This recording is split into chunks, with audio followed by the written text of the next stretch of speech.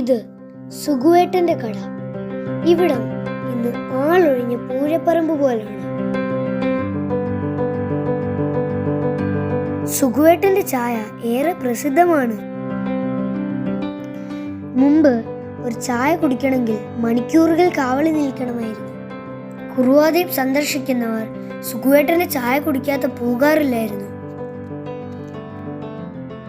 പക്ഷേ ഇത്തവണ ഞാൻ ചെല്ലുമ്പോൾ ആരെങ്കിലും വരുമോ എന്ന് കാത്തു നിൽക്കുകയായിരുന്നു സുഗുവേട്ടൻ.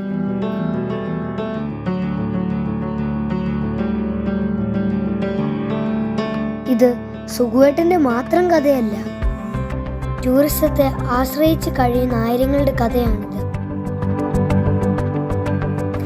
ടൂറിസ്റ്റുകൾ വയനാടിനെ ഇന്ന് ഭയത്തോടെയാണ് കാണുന്നത്.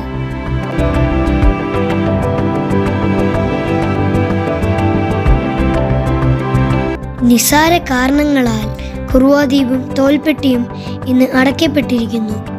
അതേസമയം നാഗർഹോളയിൽ വലിയ തിരക്കാണ്. ടൂറിസ്റ്റുകൾ മുഴുവൻ കർണാടകയെ ആശ്രയിക്കുകയാണ്.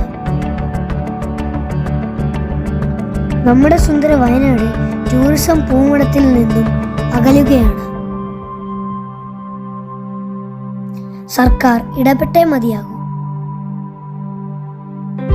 ടൂറിസത്തെ ആശ്രയിച്ച് ജീവിക്കുന്ന ആയിരങ്ങളുടെ ജീവൻ തിരിച്ചു നൽകേണ്ടതാണ്.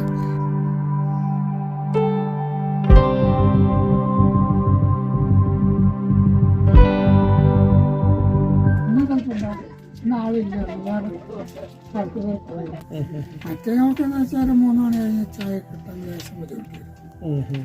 അരമണിക്കൂർ സുഗുവേട്ടൻ ഒരു ഉദാഹരണം മാത്രം. വയനാട്ടിൽ നിന്നും സുഗുവേട്ടനോടൊപ്പം നവീൻ ചേച്ചി.